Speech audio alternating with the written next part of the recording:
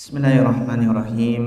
Assalamualaikum warahmatullahi wabarakatuh. Innal hamdalillah nahmaduhu wa nasta'inuhu wa nastaghfiruh wa na'udzu billahi min syururi anfusina wa min sayyiati a'malina. Man yahdihillahu fala mudhillalah wa man yudlil fala hadiyalah. Asyhadu an la ilaha illallah wahdahu la syarikalah wa asyhadu anna Muhammadan abduhu wa rasuluh. Allahumma shalli wa sallim ala nabiyyina Muhammadin wa ala alihi wa sahbihi wa man tabi'ahum bi ihsanin ila yaumiddin, amma ba'd. Ingkang kula hormati ibu-ibu, para ummahat wal akhwat yang semoga senantiasa dirahmati Allah Subhanahu wa taala. Alhamdulillah, kita bersyukur kepada Allah Subhanahu wa taala di kesempatan pagi yang cerah ini.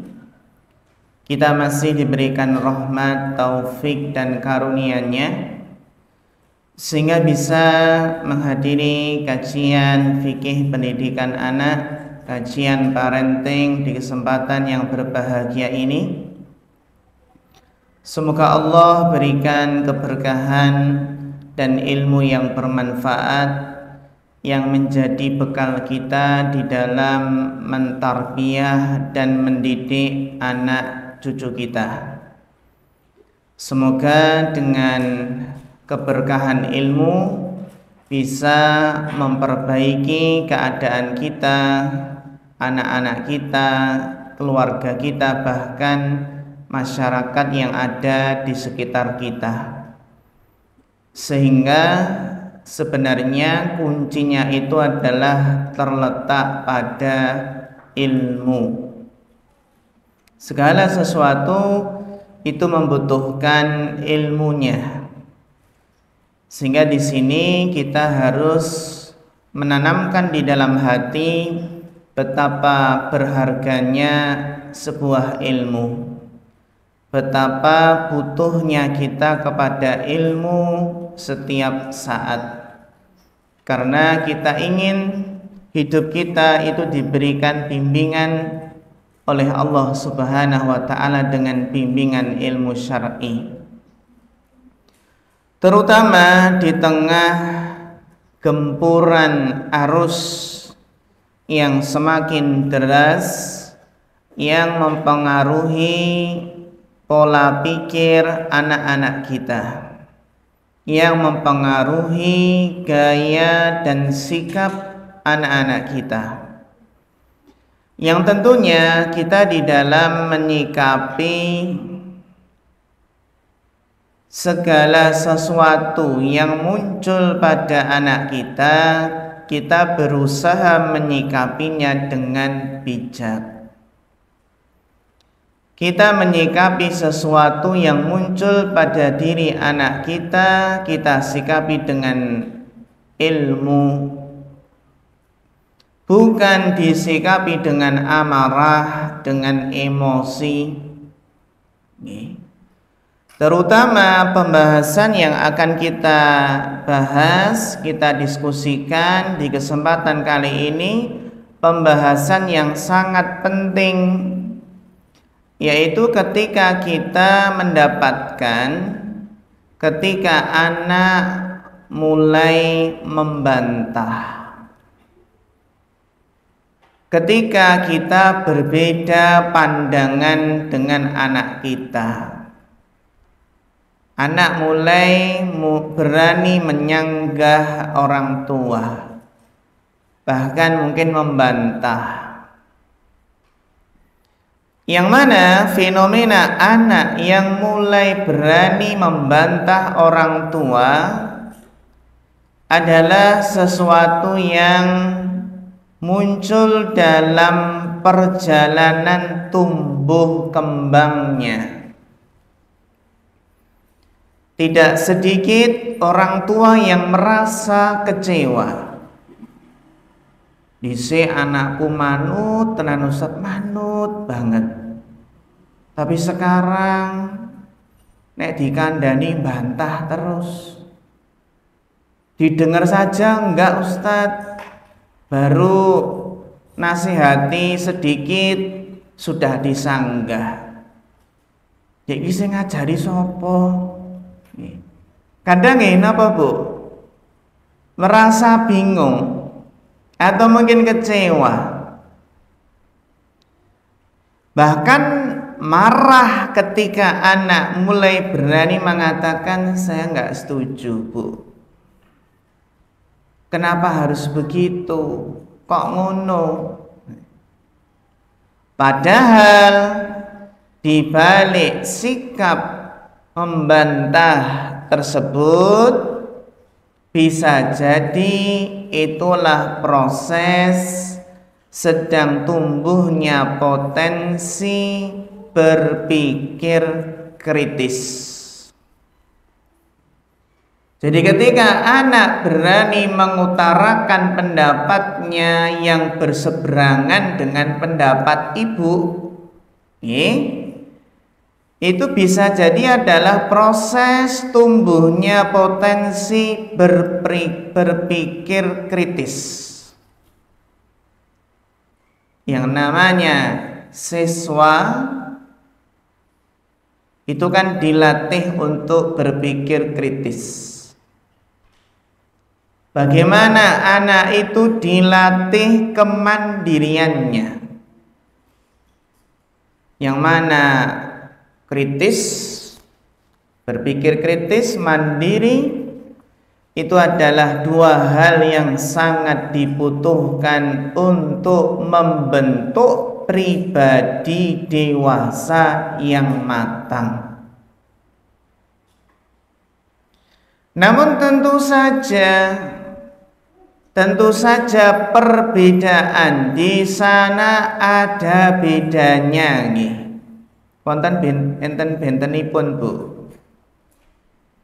Berbeda antara berpendapat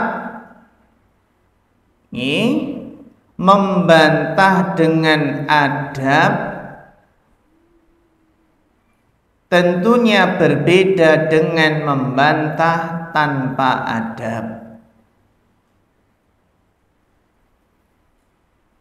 Yang mana tidak setiap yang harus kita pahami, tidak setiap keinginan orang tua itu sesuai dengan keinginan anak.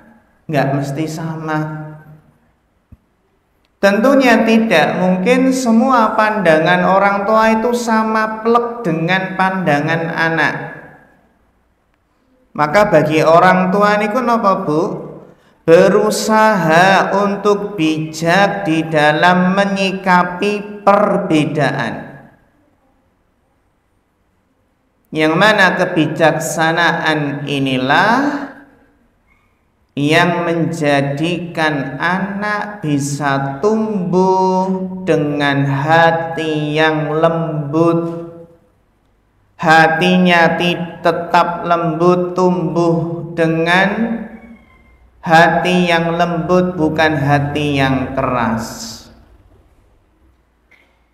Bagaimana dengan kebijaksanaan orang tua?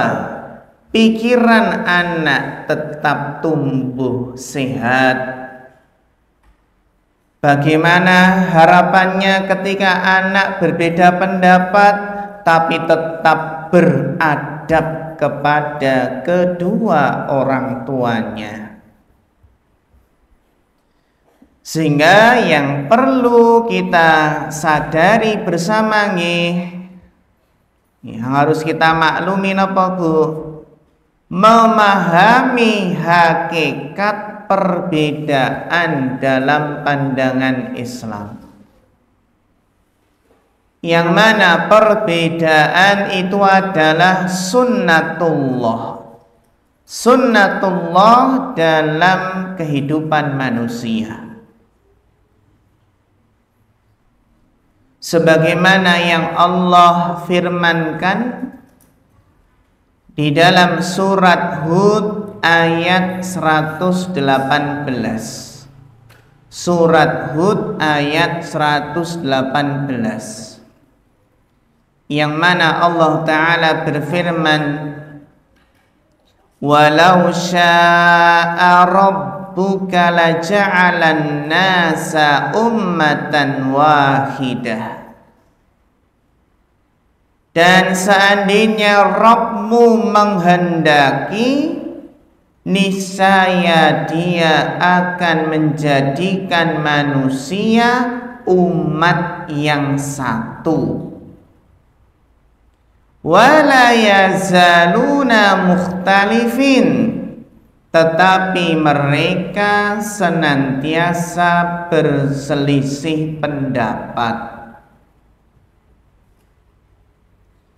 Ayat ini menunjukkan bahwasannya perbedaan pendapat itu harus disikapi dengan hikmah, dengan bijaksana, terutama napa Bu, dalam konteks keluarga nggih, perbedaan pandangan antara orang tua dengan anak itu bisa menjadi sarana belajar, bukan sarana permusuhan. Dan orang tua perlu mengingat kembali bahwasannya yang namanya anak itu bukan salinan dirinya, tetapi anak itu adalah manusia yang Allah ciptakan dengan fitrah, minat, bakat, cara berpikir yang bisa berbeda. Ini yang perlu kita pahami apa? Yang pertama, bahwasannya memahami hakikat perbedaan dalam pandangan Islam.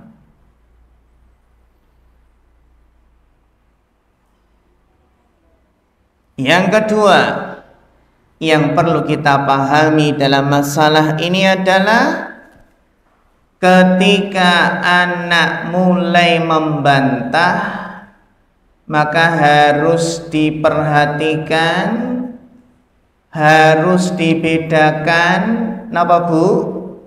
Antara adab dan proses tumbuh kembang. Jadi yang namanya berbeda pendapat, membantah, itu tidak selalu bermakna durhaka. Sehingga kita tekankan dalam banyak kasus,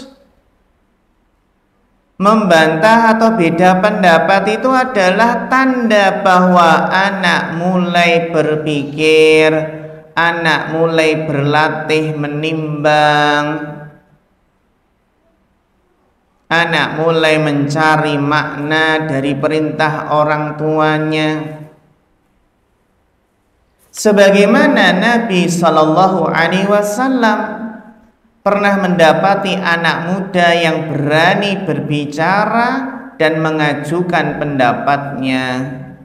Salah satunya adalah dalam kisah Abdullah bin Abbas radhiyallahu anhuma,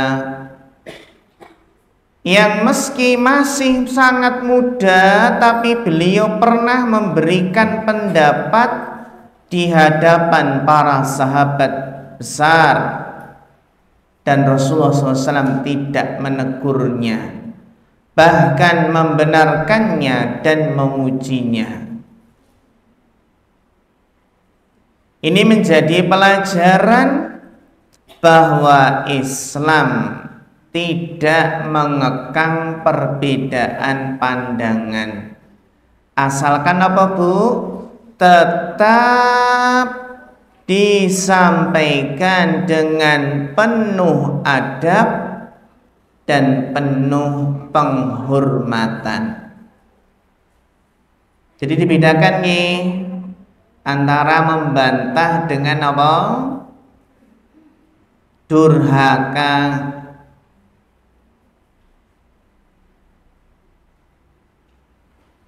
Dibedakan, karena Islam itu melarang dari durhaka kepada kedua orang tua.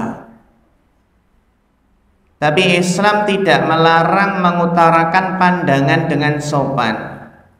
Kalau durhaka, ayatnya jelas.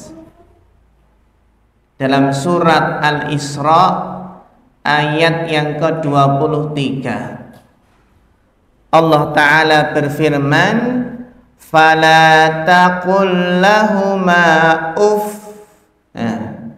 Maka janganlah kamu mengatakan kepada keduanya dengan perkataan wala tanharhuma, dan jangan kamu membentak mereka, jangan membentak kedua orang tua. Wa kullahuma qawlan karima, dan ucapkanlah kepada mereka berdua perkataan yang mulia. Sehingga dalam ayat ini napa Bu? Menekankan pentingnya adab di dalam berbicara.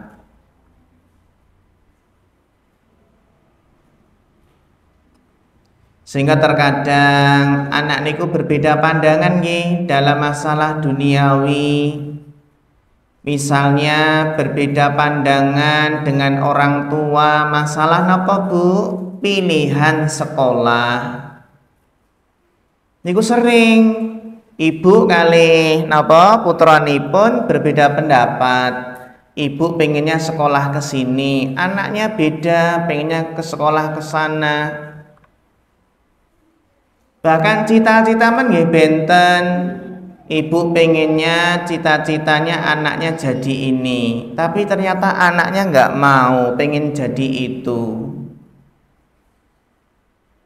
Nah, ketika anak menyampaikan pendapatnya, pandangannya, cita-citanya, keinginannya, selama dengan cara lemah lembut, dengan adab, dengan sopan santun, ini tidak boleh tidak boleh disebut durhaka. Yang penting tetap menjaga tutur kata dan tidak meninggalkan adab yang mulia. Nah niki sehingga bagi orang tua tugasnya adalah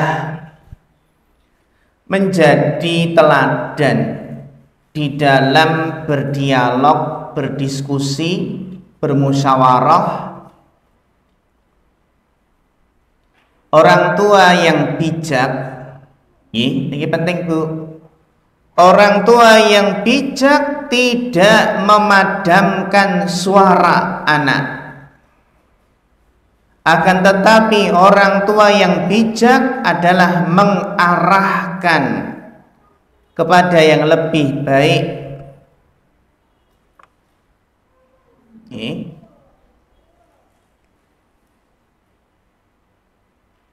Kita lihat bagaimana Rasulullah SAW teladan dalam hal ini. Beliau sering berdialog dengan para sahabat, bahkan anak-anak. Beliau berdialog dengan penuh kelembutan, penghargaan terhadap pikiran mereka. Coba kita ingat kisah nyata, contoh nyata yang terlihat ketika Rasulullah Sallallahu Alaihi Wasallam berdialog dengan anak muda. Jadi kisahnya pun ngeten Bu. Ada anak muda yang meminta izin meminta izin kepada Rasulullah Sallallahu Alaihi Wasallam untuk berzina. Apakah Rasulullah SAW langsung memarahinya dengan mengatakan perkataan yang keras? Tidak. Ternyata Rasulullah Sallallahu Alaihi Wasallam bertanya kepada anak muda tersebut dengan lemah lembut. Beliau apa bertanya? Apakah engkau rela jika hal itu dilakukan kepada ibumu, jika hal itu dilakukan kepada anak perempuanmu, saudari perempuanmu? Dialog yang penuh hikmah akhirnya membuat anak muda tersebut akhirnya sadar, jadi tanpa harus dimarahi sadar, sehingga akhirnya apa? Perbuatan zina itu adalah yang paling ia benci dalam hidupnya. Kita ngingatan nek menawi beda pendapat kalih anak, coba kita ajak berpikir. Lendo, kamu mau sekolah sini pengen jadi apa?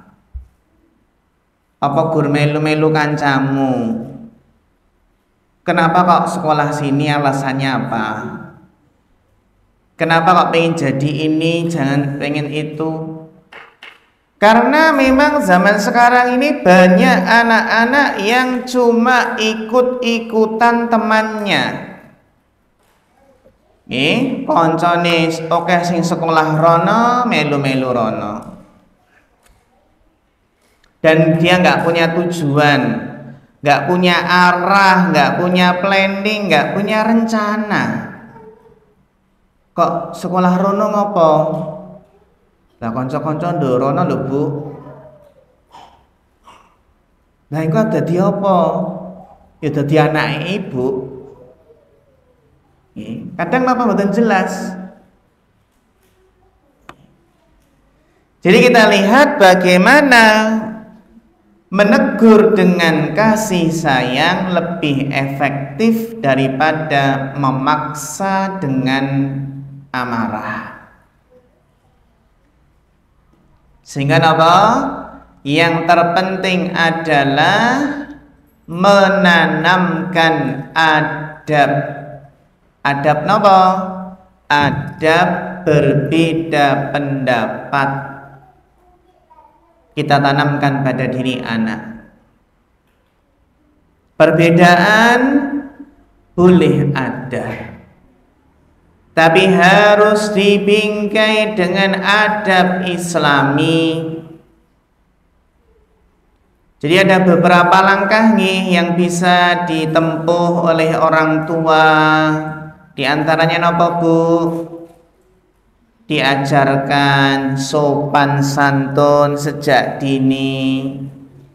Seperti napa? Berbicara dengan suara yang lemah lembut, tidak memotong pembicaraan, tidak mengangkat suara, dan dibedakan antara membantah dengan berdiskusi. Kita katakan kepada anak kita bahwa menyampaikan pendapat boleh, tapi harus disertai alasan yang baik, tanpa merendahkan orang lain. Kita berikan ruang kepada anak untuk diskusi. Sesekali kita tanyakan pendapat anak tentang hal yang sederhana. Duk, piye pendapatmu, Duk? Le, piye pendapatmu? Dengan begitu anak terbiasa berpikir dan terbiasa berbicara dengan adab. Ini penting.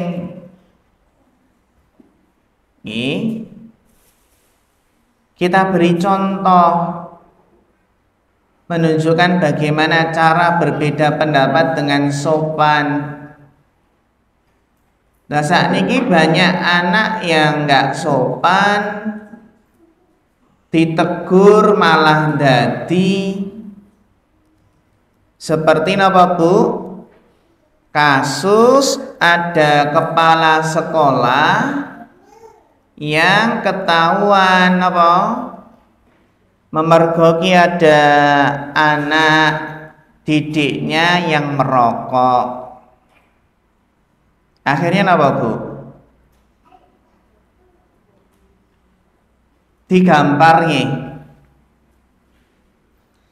Ya seperti kasus yang baru aja viral nih. Polemik di mana? Di SMA 1. SMA 1 pun nih Cimarga. Cimarga niku pundi? Daerah pundi? Pundi Bu? Lebak. Lebak niku pundi? Banten.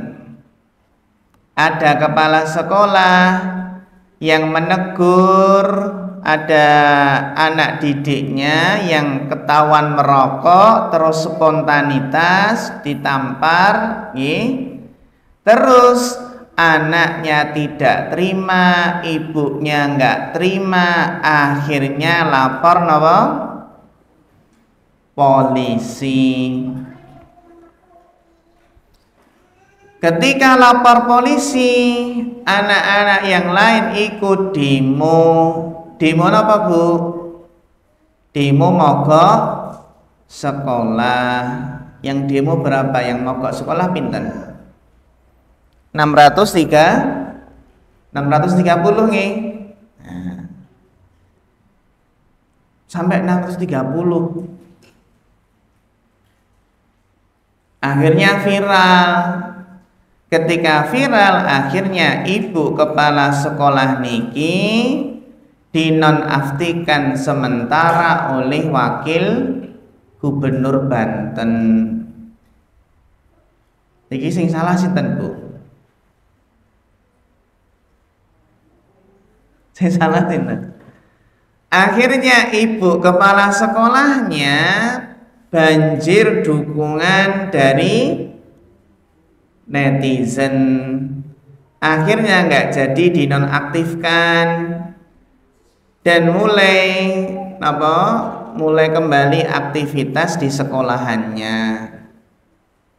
Ini apa? The power of netizen Indonesia nonton nggih.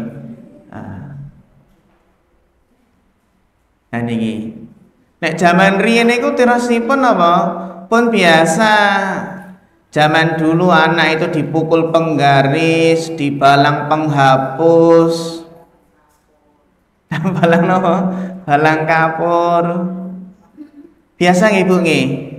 Ning sakniki dibalang penghapus, lapor polisi. Sehingga ada spanduk yang isinya napa? Bapak-bapak, ibu-ibu, kalau anaknya nggak boleh ditegur, tolong didik sendiri di rumah. Nah, pripun sithik-sithik sakniki lapor polisi. Nih.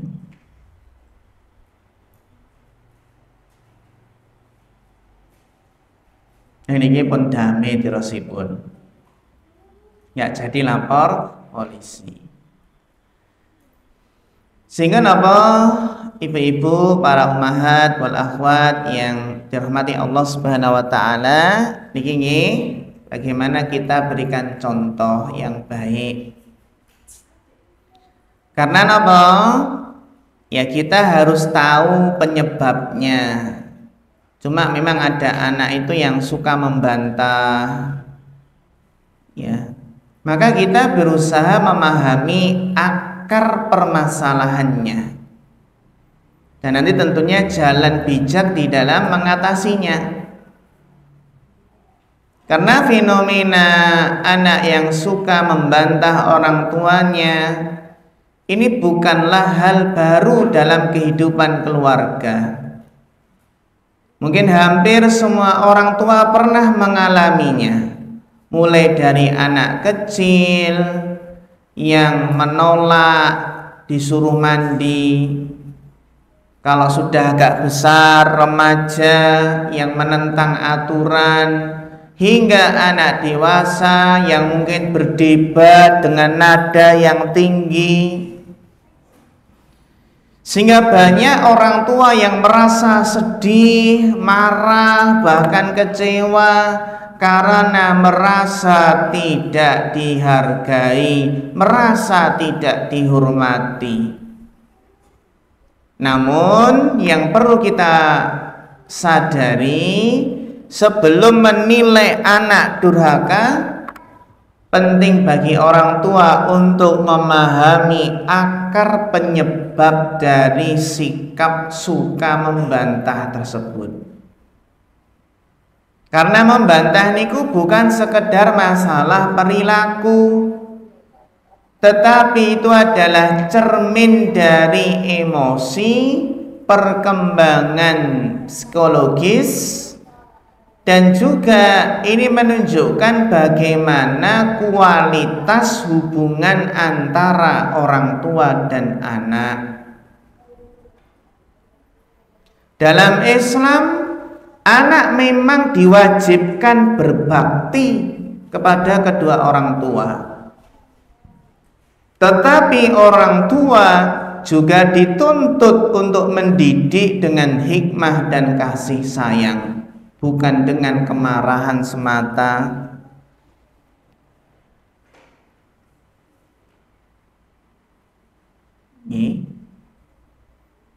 Sehingga apa? Di sini yang harus kita pahami, kalau ada yang mungkin anak keterlaluan, guru suka bantah terus, maka kita berusaha memahami janjane napa to penyebabnya. Apa penyebab umumnya anak itu suka bantah, suka melawan bahkan? Ada beberapa faktor secara umum yang menyebabkan anak itu suka membantah bahkan suka melawan. Yang pertama, di antara penyebabnya adalah kurangnya keteladanan dari orang tua. Kurangnya teladan dari orang tua. Yang mana anak itu belajar memulai dengan cara meniru. Jadi napa Bu, jika di rumah anak-anak itu sering mendengar nada yang tinggi, jika anak di rumah sering mendengar, melihat perdebatan yang kasar, jika anak sering menyaksikan orang tuanya suka berantem, suka membantah satu sama lain, maka anak akan meniru pola komunikasi tersebut.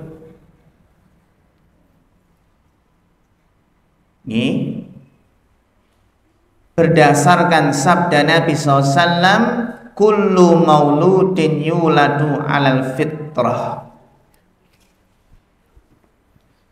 Sesungguhnya setiap anak itu dilahirkan dalam keadaan fitrah. Kalau melenceng dari fitrahnya, maka yang disalahkan pertama kali adalah orang tua. Fa'abawahu yuhawidanihi aw yunassiranihi aw yumajjisanihi. Maka kedua orang tuanya lah yang menjadikan dia Yahudi, Nasrani atau Majusi. Hadis riwayat Bukhari dan Muslim.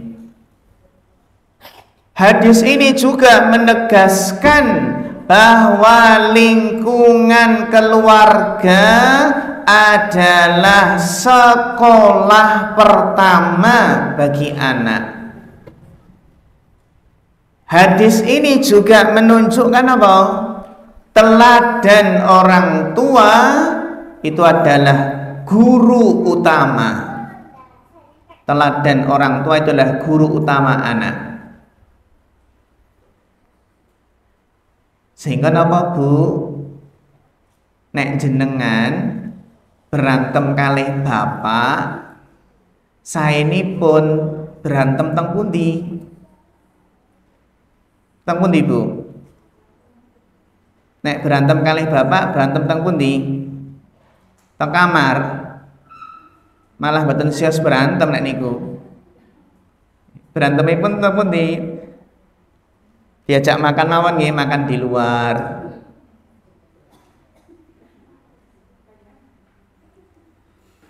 Ibu pernah mboten dimarahi suami? Pernah mboten? Dimarahi suami pernah? Oh dinengke. Dinengke. Dinengke mending niku nggih. Nek dimarahi nek pernah berarti napa? Suami disurati Bu. Pak, Mas, ngapunten kalau marah ke saya monggo silahkan. Tapi saya mohon jangan di depan anak-anak. Kasihan anak-anak psikisnya terganggu, nanti ikut marah-marah, ikut emosi.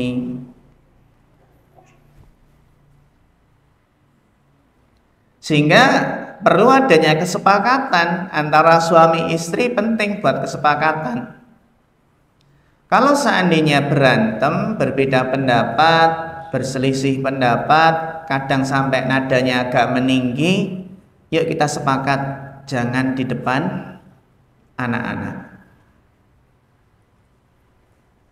Karena memang dalam kehidupan berumah tangga itu perlu adanya kesepakatan-kesepakatan yang disepakati bersama. Mungkin kesepakatan dan nanti mungkin kesepakatan tersebut ditempel di kamar biar ingat. Kesepakatan kalau terjadi perbedaan pendapat harus disikapi dengan bijak.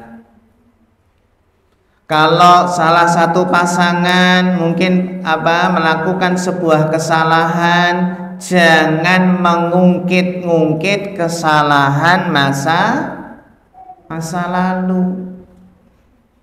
Dan perlu juga ada kesepakatan apa Bu?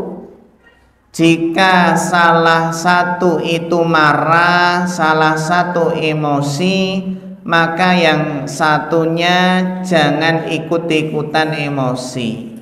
Yang satunya harus mengalah.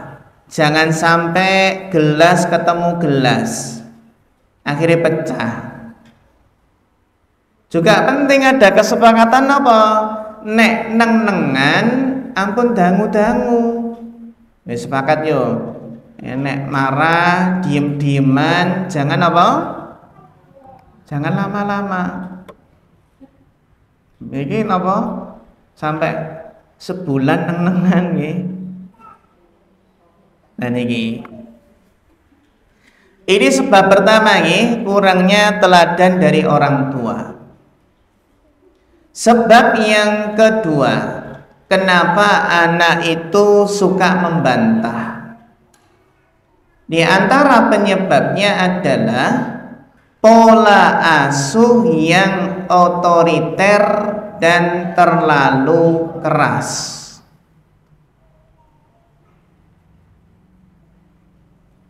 Jadi ibu-ibu yang dirahmati Allah, ketika orang tua terlalu dominan, ketika orang tua memerintah tanpa menjelaskan alasan dan tidak memberi ruang dialog, tidak memberi ruang diskusi, maka anak akan merasa tidak didengar.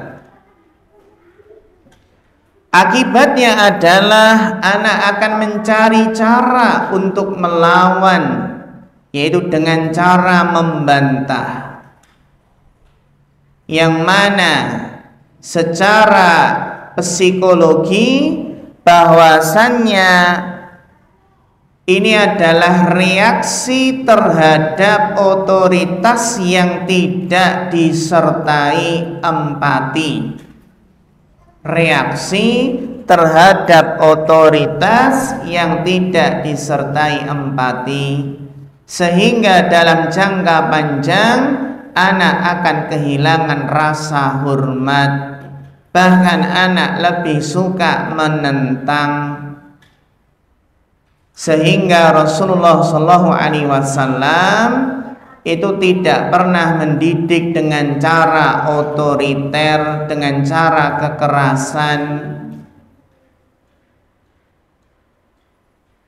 Aisyah radhiyallahu anha pernah menjelaskan dalam hadis riwayat Muslim niki, ma daraba Rasulullah SAW syai'an qad biyadihi.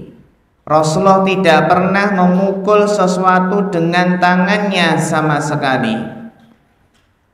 Jadi menunjukkan apa? Teladan bahwa kelembutan, kasih sayang itu lebih efektif daripada kemarahan dan kekerasan. Ini sebab yang kedua nih. Anak kok suka bantah nih. Ternyata bisa jadi sebabnya pola asuh orang tua yang otoriter atau terlalu keras sehingga dicontoh oleh anak.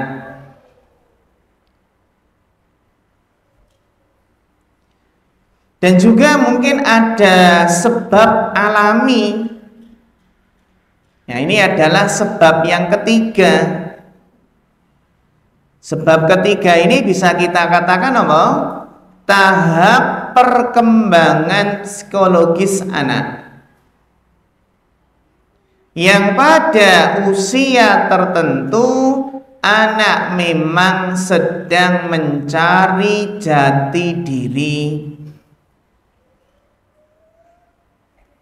Anak 3 sampai 5 tahun mulai menguji batas. Anak 10 sampai 13 tahun mulai ingin dianggap sudah besar, sudah dewasa.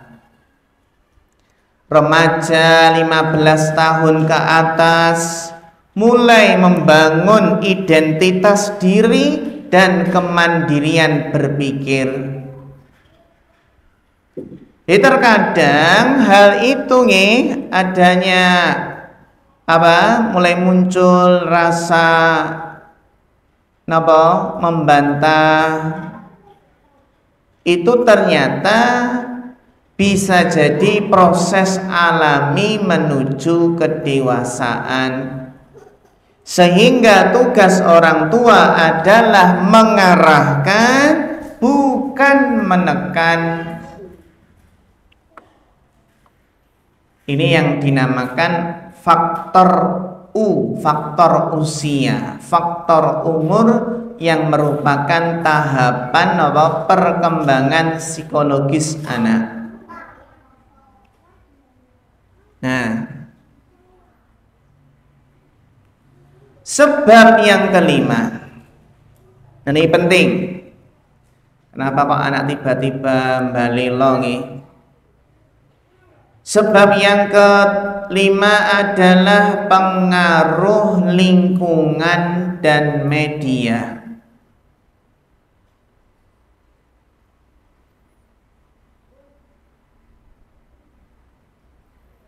Pengaruh lingkungan dan media. Lingkungan sekolah, teman, media sosial, itu sangat besar pengaruhnya terhadap cara berbicara anak. Ini penting ya, cara anak berbicara niku dipengaruhi oleh lingkungan sekolah, teman, dan media sosial. Atau mungkin anak sering menonton tayangan yang menunjukkan apa? Anak berbicara kasar kepada orang tua. Atau sering menyaksikan budaya bebas berekspresi tanpa adab. Jika anak sering terpapar konten yang tidak sopan, maka tanpa disadari bahasa anak, cara berbicara anak menjadi keras. Ini bahaya ini pun apa, konten-konten yang menunjukkan apa, mengajarkan apa, unsur-unsur kekerasan. Terus diawasi nih, anak itu nonton apa, diawasi. Jangan sampai nonton unsur-unsur tayangan yang mengajarkan unsur-unsur kekerasan.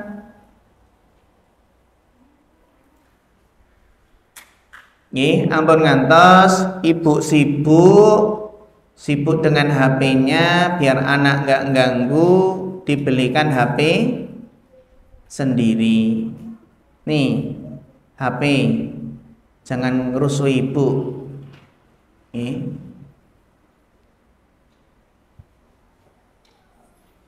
Dan ini, nah, sehingga sampun kita pahami nih. Penyebab umum anak itu suka membantah nih, karena kurangnya teladanan dari orang tua, pola asuh yang otoriter, terlalu keras, nih, tahap perkembangan psikologis anak, pengaruh apa, lingkungan dan media. Terus yang berikutnya sebabnya apa Bu? Kurangnya komunikasi dan kedekatan emosional. Kurangnya komunikasi dan kedekatan emosional.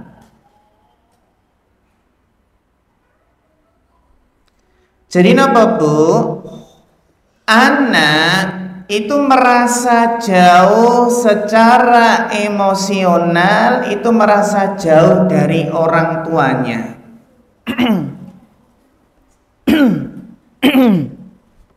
Maksudipun apa? Anak yang merasa jauh secara emosional, itu merasa jauh dari orang tua, biasanya akan lebih mudah membantah. Ketika anak merasa tidak dimengerti, anak merasa tidak dihargai, anak tidak punya tempat curhat, akibatnya apa? Akibatnya ya, setiap nasihat dari orang tua kok terasa seperti perintah. Kok nasihat orang tua itu seperti bukan bentuk kasih sayang. Kita lihat bagaimana kedekatan Rasulullah Shallallahu Alaihi Wasallam, sangat dekat dengan anak-anak, sangat dekat dengan para sahabat muda. Bahkan beliau menepuk pundak mereka. Rasulullah memanggil seorang anak dengan lembut, dengan panggilan kunyah, ya Aba Umair, ma fa'alan Nughair. Rasulullah mendengarkan mereka berbicara. Inilah metode komunikasi yang penuh dengan kasih sayang, kedekatan emosional yang menjadi kunci keberhasilan dalam pendidikan. Ini penting nih. Jadi ternyata kurangnya komunikasi, kurangnya kedekatan emosional itu diantara sebab anak suka membantah.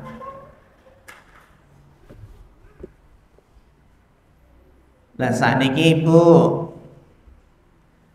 kalau kita dapati anak guru ngeyel wae nek dikandani, sekarang solusinya bagaimana?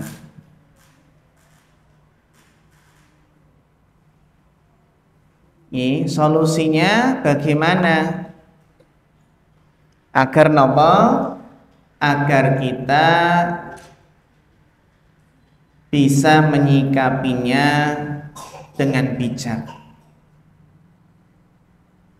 Di antaranya adalah Ibu yang dirahmati Allah, sekarang kita fokus bahwa terhadap nopo? Solusinya.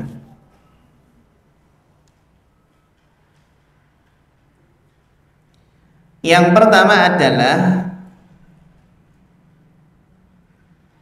menyadari bahwa membantah itu adalah gejala.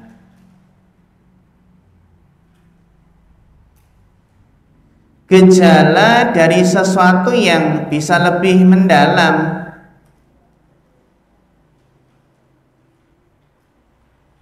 Bisa jadi karena anak merasa tidak kurang dipahami, kecewa, dan anak ingin didengar. Jadi sebelum menghukumi, orang tua perlu bertanya kepada diri sendiri. Coba kita renungkan, apa yang membuat anak saya ini memilih membantah daripada mendengarkan? Apakah anak saya ini merasa aman untuk berbicara jujur pada orang tuanya? Karena kadang anak itu membantah bukan karena ingin melawan, tapi karena ingin diperhatikan. Sehingga solusinya adalah ud'u ila sabili rabbika bil hikmah wal mau'idotil hasanah. An-Nahl 125. Di dalam surat An-Nahl ayat 125 Allah Ta'ala berfirman, ud'u ila sabili rabbika bil hikmati wal mau'idotil hasanah. Serulah manusia ke jalan Rabbmu dengan hikmah dan mau'idoh hasanah, nasihat yang baik. Jadi solusinya adalah dengan hikmah, kebijaksanaan. Solusinya adalah mau'idoh hasanah, nasihat yang baik.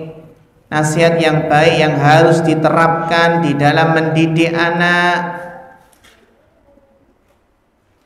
Maka solusi pertama bagi anak yang suka membantah, solusinya bukan menambah hukuman, tapi menambah kebijaksanaan dan kelembutan. Ini solusi yang pertama. Solusi yang kedua adalah menjadi teladan dalam adab berbicara. Menjadi teladan dalam adab berbicara. Karena anak adalah cermin dari orang tuanya. Jika orang tua suka meninggikan suara, suka membantah pasangannya, sering memaksakan kehendak tanpa mau mendengar, maka anak akan meniru pola yang sama. Maka pendidikan yang terbaik adalah keteladanan akhlak. Jika orang tua ingin anaknya berbicara dengan lemah lembut, maka orang tua pun harus berlemah lembut dalam bertutur kata.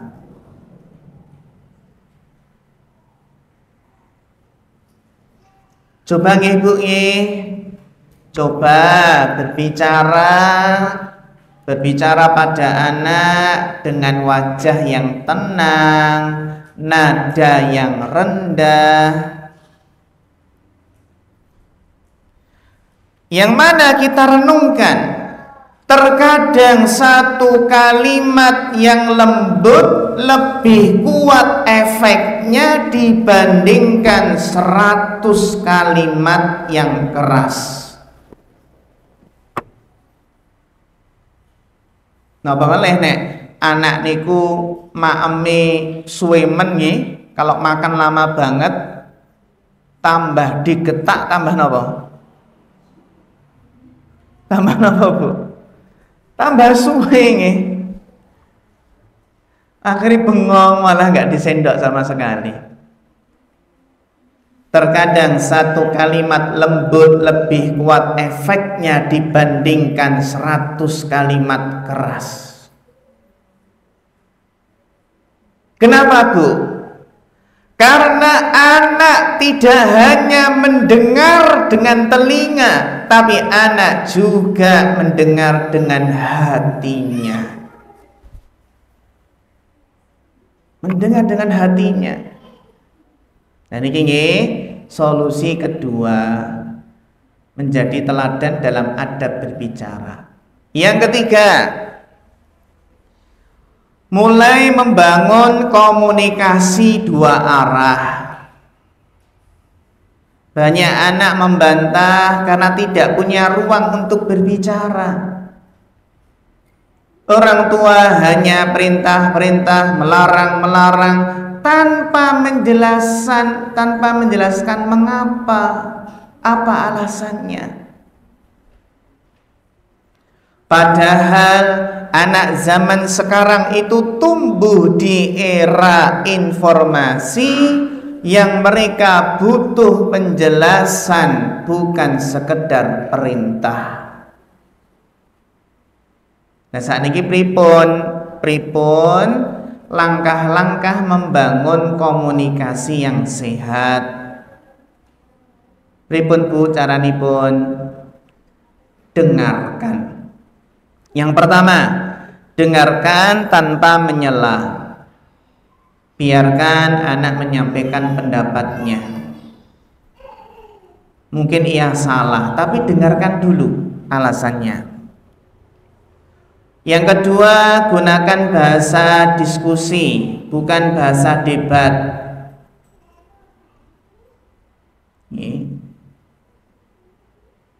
Hindari kalimat pokoknya kowe kleru, pokoknya kowe salah. Tapi ganti dengan ungkapan apa? Iya, ibu paham maksudmu. Tapi coba ibu mau jelaskan. Yang ketiga, jangan mempermalukan anak di hadapan orang lain. Karena menegur di depan umum hanya akan melukai harga diri dan justru akan memperkeras hati. Dan yang keempat, yang penting apa, Bu? Gunakan waktu tenang untuk nasihat. Gunakan waktu tenang untuk nasihat. Jangan menasihati ketika anak sedang emosi. Tunggu nggih, tunggu reda rumiyin, lalu ajak bicara dengan lembut.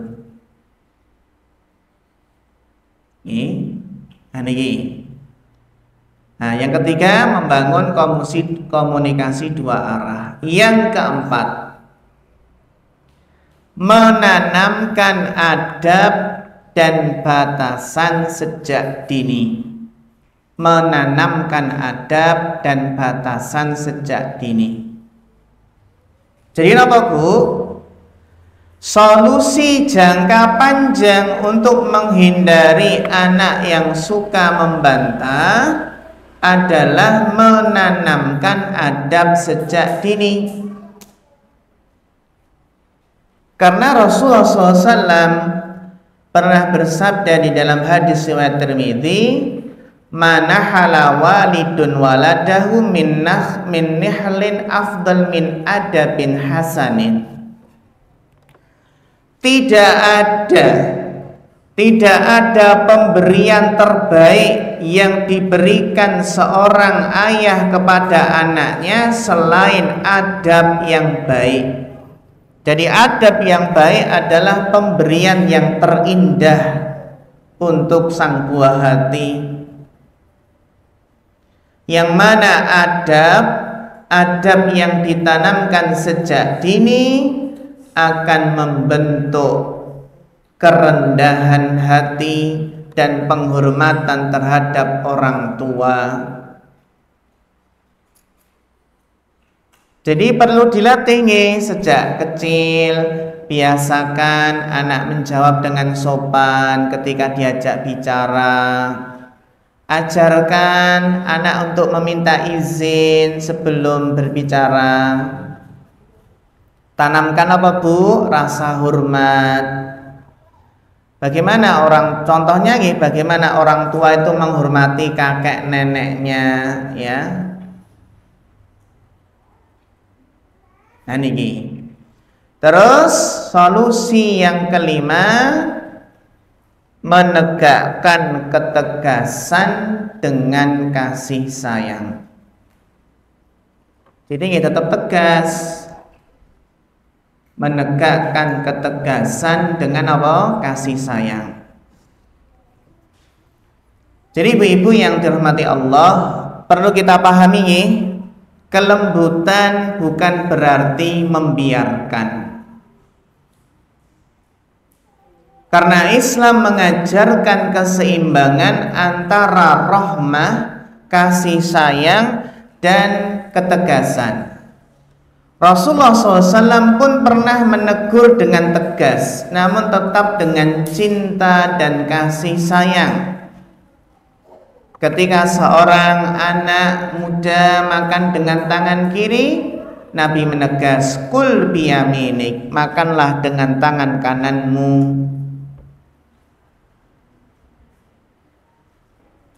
Bahkan ketika ada pemuda yang membantah dengan sombong, akhirnya Rasulullah menegur dengan keras. Ada pemuda yang membantah, saya nggak bisa kalau makan dengan tangan kanan. Akhirnya apa? Rasulullah bersabda, engkau tidak akan mampu makan dengan tangan kanan. Akhirnya benar, pemuda tersebut kehilangan kemampuan menggunakan tangan kanannya. Ini menunjukkan teguran yang tegas, tapi harus didasari pendidikan dan kasih sayang, bukan ego dan emosi.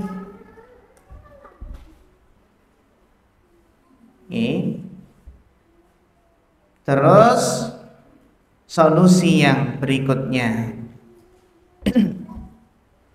apa Bu? Evaluasi diri. Karena anak adalah cermin orang tua. Anak adalah cermin hati orang tua. Seringkali ketika anak suka membantah, sebenarnya itu adalah cermin dari kondisi batin orang tua. Apakah orang tua sering marah-marah? Apakah di rumah itu lebih banyak perintah daripada pelukan kasih sayang? Apakah kita sudah menjadi tempat yang aman bagi anak untuk bercerita? Maka kuncinya apa Bu? Perbaikilah hati. Perbaikilah hati, maka anak pun akan ikut lembut hatinya. Sebagaimana pepatah Arab mengatakan, innal quluba idza tanafarat lam yasil bainaha kalamun. Innal quluba idza tanafarat lam yasil bainaha kalamun.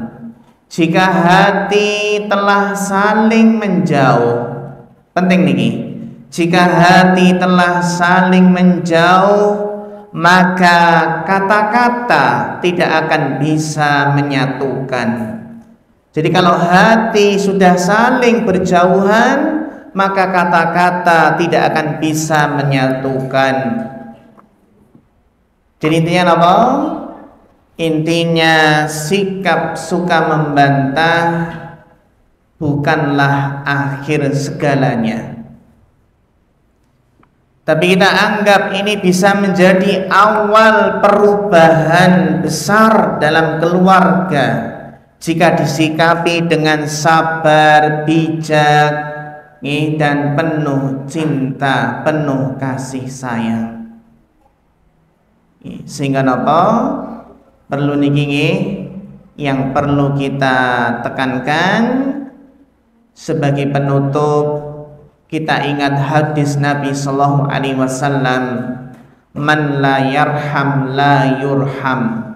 Barang siapa yang tidak menyayangi maka tidak akan disayangi. Maka sayangilah anak-anak kita dengan kelembutan dan doa. Kita didik dengan hikmah, bukan dengan kemarahan. Karena yang kita bentuk bukan sekedar perilaku, tapi yang kita bentuk hakikatnya adalah kita membentuk hati dan akhlak. Semoga Allah menjadikan anak-anak kita sebagai qurrata a'yun, penyejuk mata, penentram hati, yang taat, lembut, beradab kepada kedua orang tuanya. Amin ya rabbal alamin. Maka kan ibu-ibu ingkang saged kita bahas ing kesempatan punika, kita cekapaken semanten nggih. Sebelum kita akhiri, tidak ada pertanyaan nggih?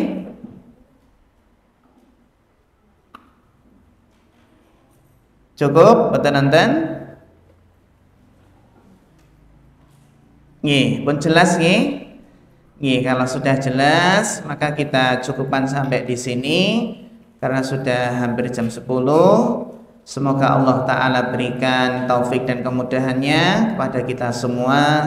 Fanas'alullaha ta'ala al-huda wat-tuqa wal-afafa wal-ghina.